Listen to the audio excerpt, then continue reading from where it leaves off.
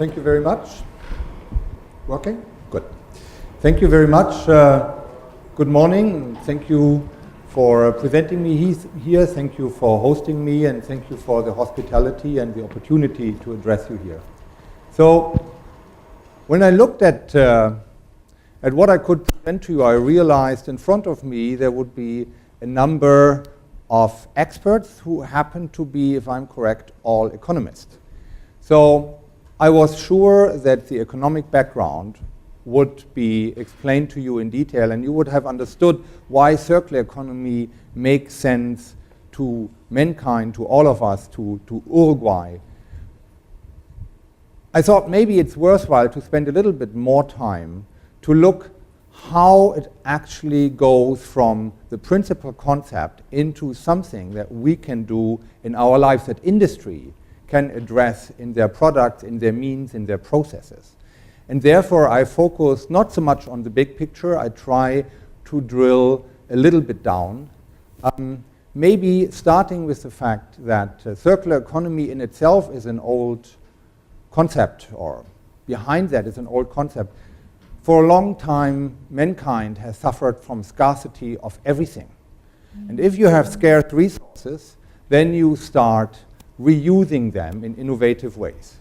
For example, old movie, obviously here we have a shoe which has been multiple times repaired. You see different nails here. It was a good quality. It lasted long. It's being removed into a different product. Why?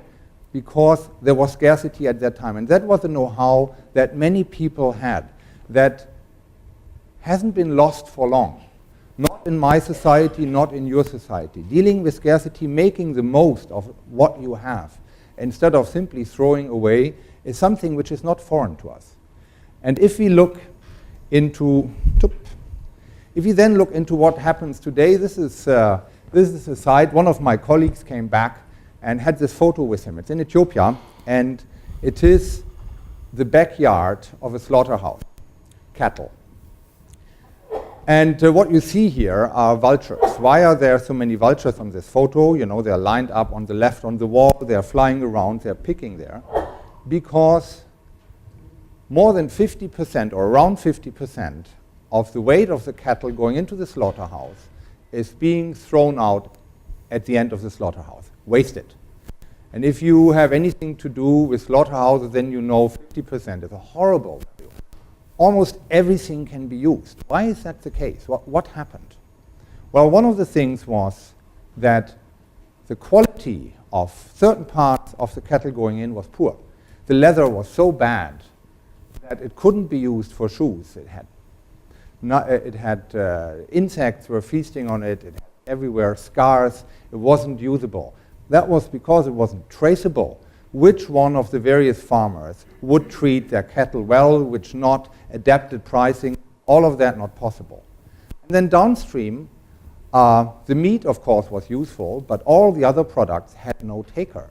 Why didn't they have a taker? Because you need to create a value chain. Downstream, you needed a rendering plant who made something out of bones, out of other pieces, actually useful products which can be used further, so that these cattle have actually fulfilled a purpose in a way, instead of half of them being thrown to the vultures. So for me, vultures represent actually waste on wings, or a colleague of mine, Manuel, suggested vulture chains, and we transform them to value chains. You can.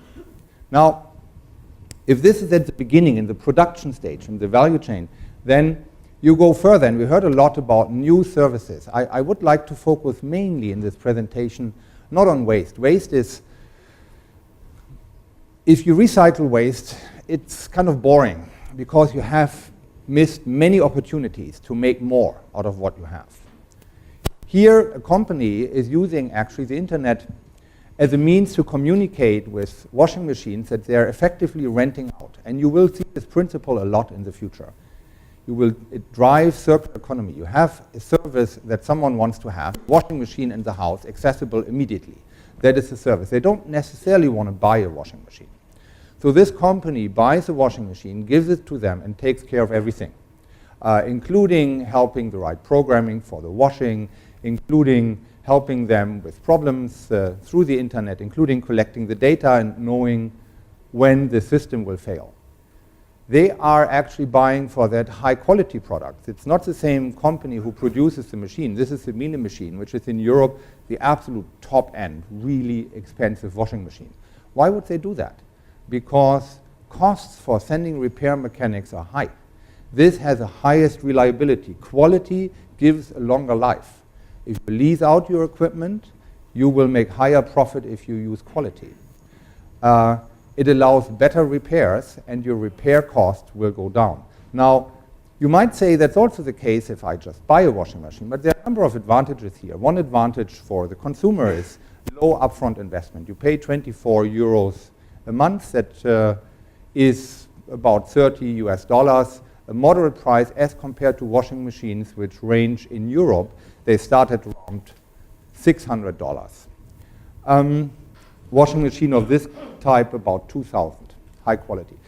Second thing is, because the operator, and this is the actual interesting part for the circular economy, the operator is interested in high quality, long life, long maintenance, no early throwing away of the washing machine. And once it's finished, because they know everything about the machine, it can be recycled. It's taken back. It's immediately in the recycling loop.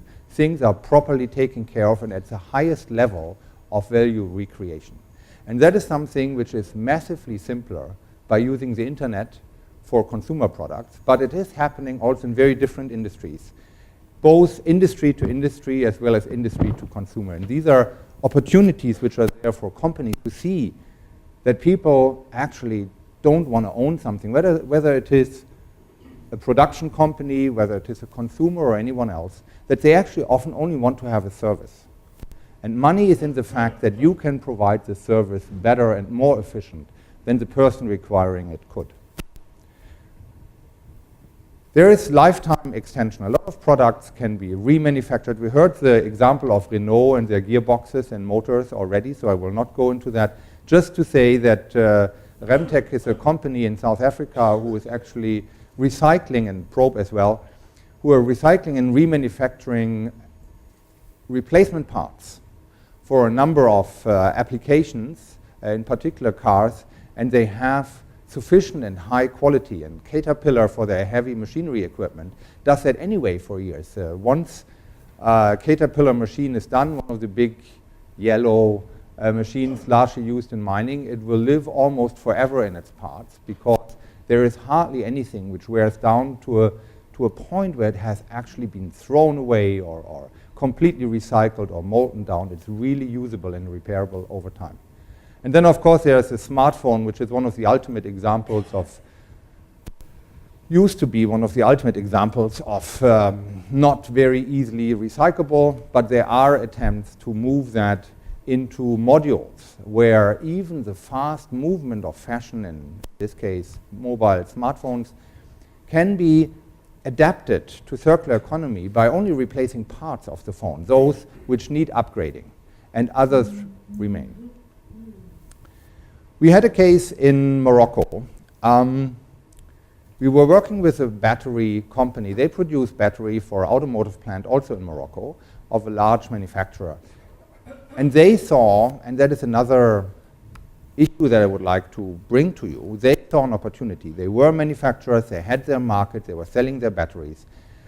They realized that recycling of batteries, taking batteries back and using them as raw material to build new batteries or remanufacture batteries, actually gives them an advantage. And the car manufacturer, it's a large car group, they actually accept remanufactured batteries because for new cars, not for replacement parts, for new cars, because the quality is as good as freshly manufactured. You have an industry here who is engaged in linear economy, and they have seen a business opportunity in going into remanufacturing and recycling their core products. They just had to add on additional processes, and they do that extremely successful. The batteries they are selling are going into the hundreds of thousands, and we were actually only there to further, how should I say, optimize their production processes. Now, the recycling of batteries then leads us back to how does these business models relate to environment? Because batteries containing lots of lead lead to substantial environmental pollution. And I have just recently seen very unpleasant pictures of alternative ways of recycling lead from batteries, where people are sitting there and melting it over an open fire and then trying to sell lead, getting poisoned in the process, not only themselves, but the whole environment around getting poisoned. An industry which takes back these and takes care of them and reduces the need for new lead, and at the same time uses proper processes, is really helpful for health, for the workers, of course, for the environment, and evidently for their bottom line, because this is not a UN project or otherwise supported. They saw a business case, they went forward. Now, if you talk about the use of circular economy on addressing environmental problems, and that is the last issue I want to bring to you and challenge maybe, the recycling and disposal of plastics in developing countries, and here's where I'm moving to the issue of waste and actually end of life. That is a tremendous challenge. We have here photos from Vietnam and the Philippines, and in the Philippines actually it turns out that 74% of plastic in oceans is from collected waste.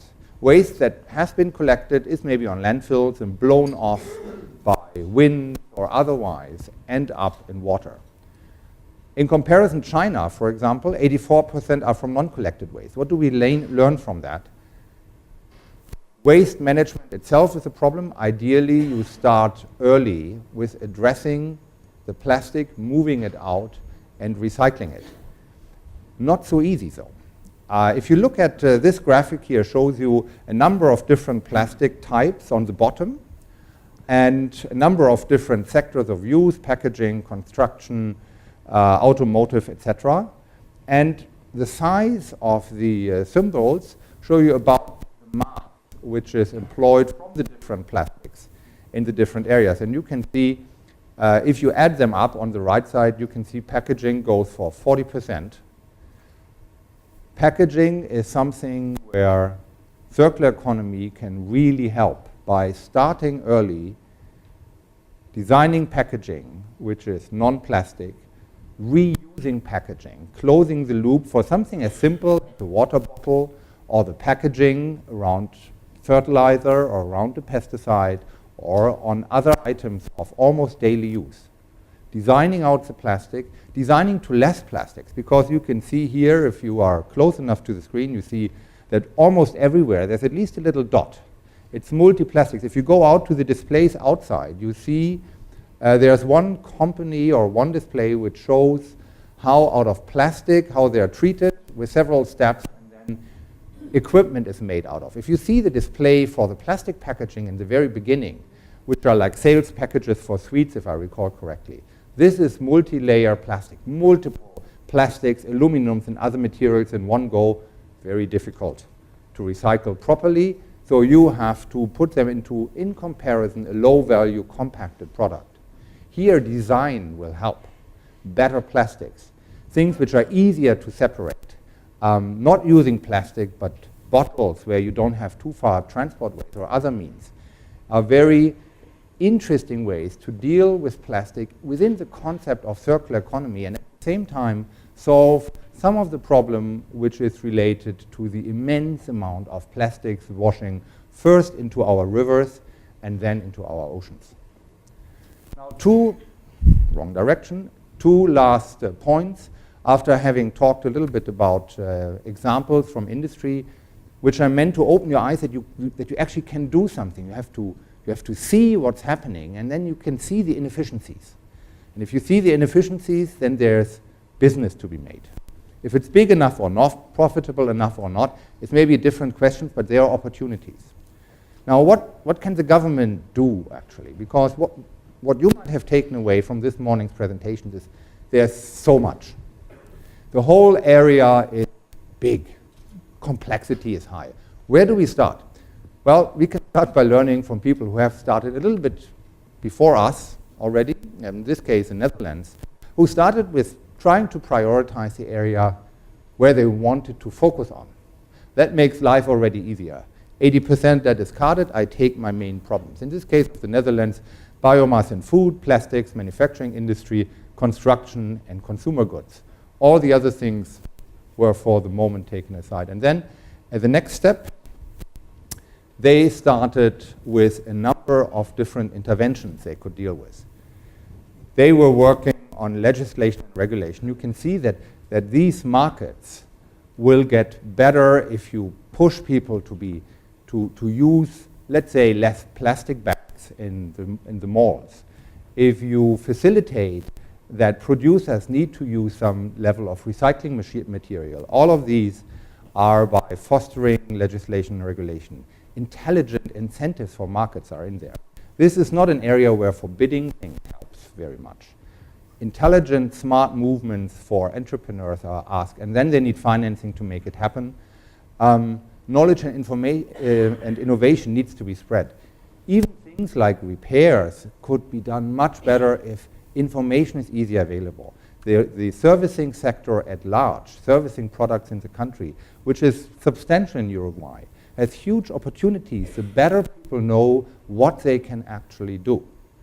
International cooperation, of course, helps, not in the sense of UN agencies like us or ELISA, or not only, but also by cooperation with your neighbors, with the regions, with others, to gain knowledge commonly, to spread good examples, and to exchange goods that you create maybe from recycled material or remanufacturing. And finally, behavioral change. People need to be aware. Everyone needs to be aware. And we had that topic already this morning, that people have more and more awareness of just throwing away is not an option. That if you look outside, you can see the displays outside are a way to create awareness that remanufactured goods are beautiful.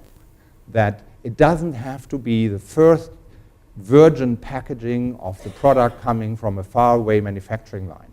That these things are interesting and have personality. This has to be supported more, and governments can help so much. So this is essentially what I wanted to bring to you, that it is not that easy to work in this and to get something done. And over time, many initiatives from the government, from industry, from everyone, will move together to create more and more circular economy and reduce more and more the wasteful use of resources.